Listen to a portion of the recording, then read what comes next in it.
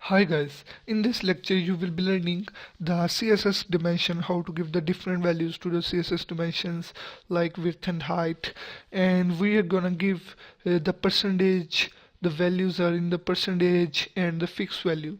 So here I have already created a heading and its background color is red. So here you can see that it is spread all over the screen.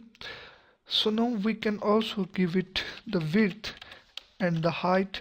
If we give the width is 80%, you can give the width in the percentages. So now it covers the only 80% screen. If we give the 60%, then it covers the 60%. You can give any value, 62, 63, 1%, 2% that you want. But here if we give the height and if we give the 20%, so it's not going to show any effect on it, because it will show the effect under special circumstances. But here you can also give it the different values to these height and width. If you give auto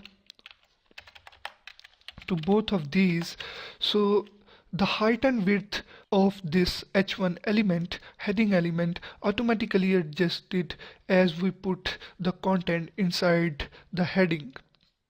Or in other words, you can also say that when we give the height and width auto, so the height or width will be automatically adjusted according to the content of that element. We can also say that if we give auto value to the height or the width, then the height or the width of that element will be adjusted automatically according to the content inside that element. So here I'm gonna increase the content, so now its height is automatically adjusted. Here you can see that, and its width is also increased because we have given the value auto, so it is adjusted according to the auto value.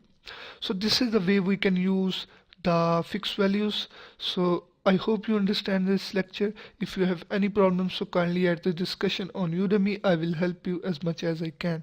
Thank you for watching this video.